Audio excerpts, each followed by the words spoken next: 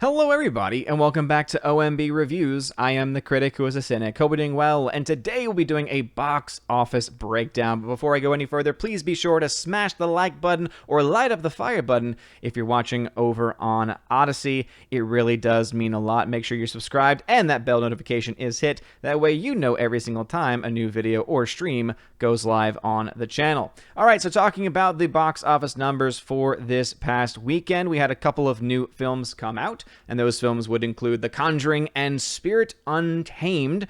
Yes, they made another Spirit movie, which I was kind of scratching my head at a little bit. But The Conjuring came in at number one, making $24 million here domestically, while A Quiet Place Part 2 continued to make decent money, making another $19.5 million, a 59% drop from its opening weekend, putting its total gross so far in the domestic market at $88 million, which is pretty impressive and could actually mean the movie is the first and could be the first film to cross the $100 million mark in the domestic marketplace. A lot of people thought and said that it would be Godzilla vs. Kong and that it would do so easily. However, after 10 weeks, as you can see down on the chart at the number 8 slot, it is at $99.1 million domestically, which is still pretty impressive given the state of things. However, it is losing theaters, another 400 theaters lost this week, and so the chances of it making it to 100 million are not going to be nearly as much of a sure thing, though, of course, anything could happen. The question is going to be whether or not A Quiet Place Part 2 reaches it first. I think that there might be enough steam left and that the studio is going to try and push as much as it possibly can the film over the finish line, as it were, to reach that $100 million mark. But I think that you might actually see A Quiet Place Part 2 be able to do so first, which would be fascinating, seeing that it is a film that costs a significantly less amount of money. In fact, it was about half, a little more than half less than what was spent on Godzilla vs. Kong. Cruella de Vil, a film that I still also am scratching my head as to why that film was made $11.2 million, a 48% drop, so not too bad of a drop in its week 2 release. However, seeing that its opening weekend was a bit lackluster, the film very much is in the territory of potentially being another financial loss for Disney, at least based on the raw box office numbers. Spirit Untamed, as I mentioned before, $6.2 million in its debut at 3,000 theaters for an animated film. That's not really that strong, so it's going to be interesting to see whether that film makes its money back based on what I read from its release. It's released specifically to theaters, and I did not see anything about a PVOD release for that movie, and so question is going to be about, is it going to be able to make up? Luckily, it was not a huge, big budget animated film. However, it still cost enough to where starting off at 6.2 is not a very good start. Raya and the Last Dragon continues to be in theaters still after 14 weeks, and it's, to me, Disney trying to will the film to make back as much money that it possibly can, because it's a financial loss for them, so they're trying to make as much as they can with that, but who knows what's going to happen. Wrath of Man added another $1.2 million, and Spiral added $890,000 in its 4th week. And Spiral, a low-budget horror film that typically would be able to break even relatively easily, is finding itself in some pretty dire straits. And so let's go ahead and dive into these numbers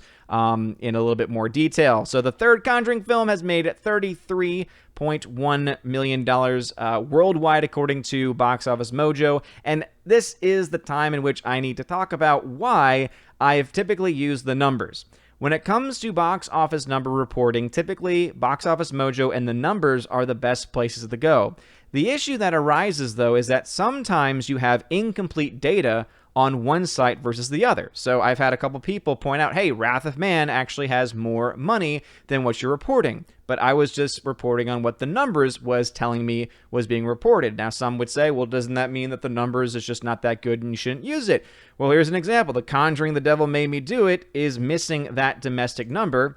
And if you were to go over here to thenumbers.com, as you can see, it does have the international box office numbers and shows a higher overall number. And so just to give you a little bit into the methodology about why I typically use the numbers, but the numbers can indeed be wrong. The other place that the numbers was wrong was in reporting on A Quiet Place Part 2 as far as the budget is concerned. And this is something that I've talked about on stream, where it was reporting on the numbers that the film cost $17 million. Many people pointed out in the comment section that it actually cost closer to $61 million according to some reports. And so that is now a number that I have adjusted in my chart because I have indeed verified and double checked various other places, though the numbers does still report the $17 million cost, which I find a bit odd. But again, these sites haven't had a lot of action in the last year and a half, and so I can kind of understand why many of them have fallen behind. A Quiet Place Part 2, though, internationally at $138 million. That's very impressive for this sequel in A Quiet Place, what will soon to be, I imagine, the Quiet Place trilogy. I have not been able to see it myself. I cannot wait to see it. It's been one of my most anticipated films for a long time, but having to take care of baby Thor all day and having theaters that don't quite have the best show times as far as availability is concerned makes it a little bit more difficult. But once I do, I will be sure to post a review on the channel. Cruella from Disney, $87 million worldwide in its second weekend. For a Disney live action film, $87 million in its second weekend. I don't know. Doesn't really seem to be that good. Definitely, I think, raises some questions as to what some of the other films Disney has coming out this year are going to be able to do. The one that comes to my mind instantly is the one that I think is going to be a major test for them, and that is Black Widow. Is Black Widow going to be able to make money, not just domestically, but also internationally, especially with Disney and China going through a bit of a tissy, it was a hissy fit, I guess you could say, over various other things. And by the way, just as another reminder that Disney works very well with China typically and gives China a lot of money, and China continues to have their Uyghur concentration camps where they kill and mutilate innocent people. And again, that is just your daily reminder that Disney is an evil corporation, as many of them are. But anyway, $87 million for Cruella. Spirit Untamed, $7.3 million. So again, you'll see, this is the reason why I'm kind of going back and forth between the numbers and Box Office Mojo. Box Office Mojo only had 1 million, and so it had only listed the international box office,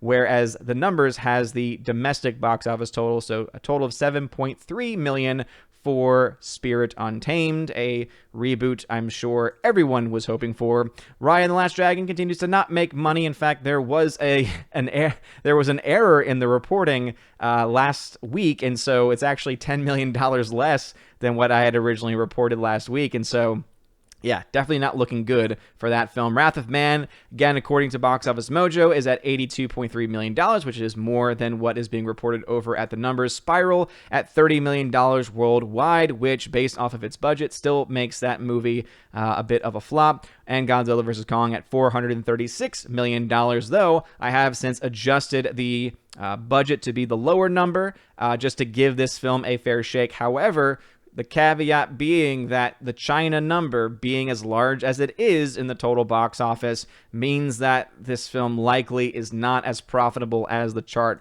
will make it seem to be, even with the lower production budget listed. And Mortal Kombat has really just fallen off the rails completely, only making now $81 million worldwide. I know there's still a lot of people who are like, yeah, but it hasn't released in Japan yet. And I just don't think it's going to be enough to save the movie as far as financial, as far as being profitable. But we'll have to wait and see. Again, we have not gotten those numbers yet, at least reported on these sites. And so for all I know, it could have a huge release in Japan and other countries, but I wouldn't hold my breath because the film has been out now for so long, and it's been much easier to pirate with these films getting released onto their streaming services first or at the same time. I don't know. I just don't see it personally. Now, going into the actual charting, where you get to see some new projections as well. You can see here Conjuring 3, Spirit Untamed have been added in. A Quiet Place Part 2 and Cruella, now in their second weekend, have now given me the ability to be able to work on these as far as what likely the movies will make down the line. And so A Quiet Place Part 2 at $138 million means that I am projecting the film will make somewhere between $198 million and $277 million. $277 million. confused myself there for a second, at the most. Now, the way that these numbers work is that assuming the first 2 weeks is 70% of the eventual total, that's what the number would look like then as the total. Assuming that the first 2 weeks is 50% of the total, then that's what the total would look like. Trying to simplify that as much as possible.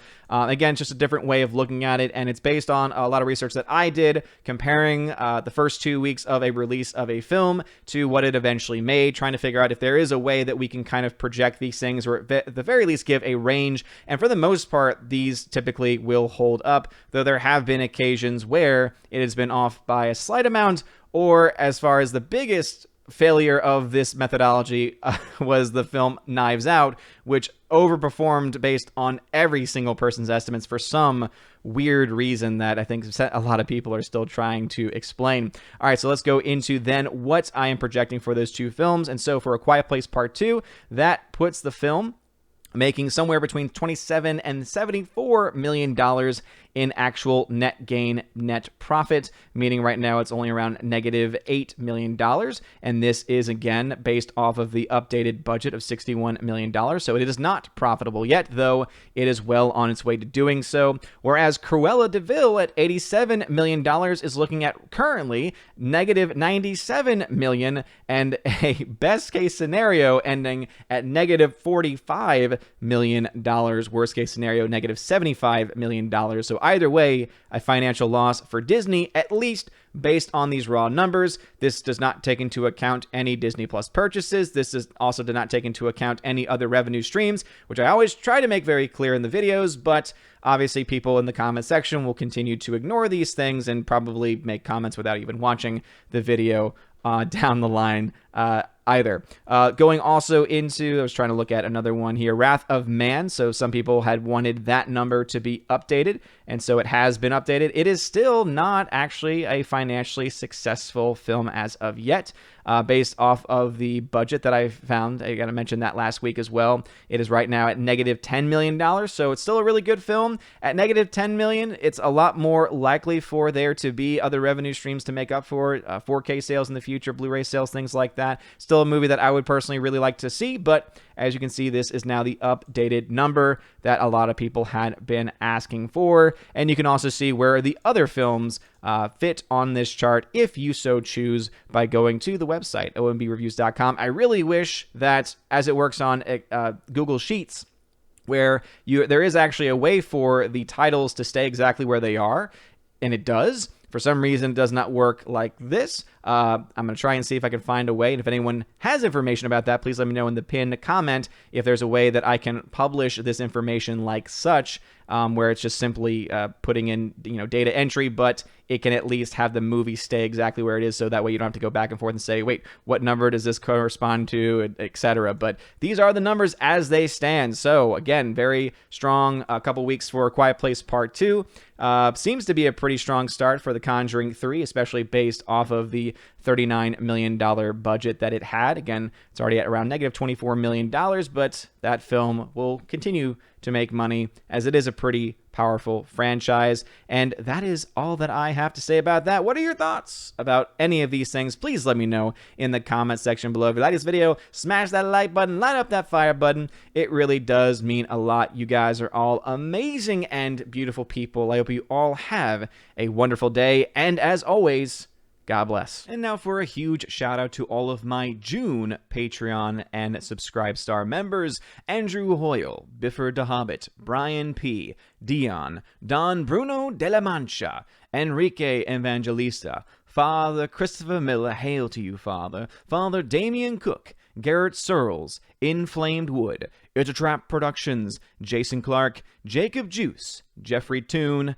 Jonathan Carney, Laura, the Modern Major General's Story, Mike Jackson, Mad Mitch Dunaway, Mr. Peabody and his evil twin with the beautiful hair, On to June, Orange Hat Reviews, Out of Step with Reality, Priscilla Hall, Riff Magos, Rosetta Allen, Teresa Martin, Theodore Bendon, and rather Teresa Martin is Miss Martin Muses now, Tina Bojan, Tina B., and Washington Madranda. Thank y'all very much for being my supporters on Patreon. And to my Subscribestar peeps, Fast Reaction, Nosferatu Gatsu, Stand For, John B., Perpetual Punster, Mr. Roy, Glinzer, J. Alex McCarthy Jr., Dean Heiss / The New Number 2, J. Ra the Beer Guru, Nevanon G. Adams, and ZK Man. Thank you all very much for being my Subscribestar members, and if you want your name shouted out at the end of every video and live stream, please consider joining on Patreon or Subscribestar.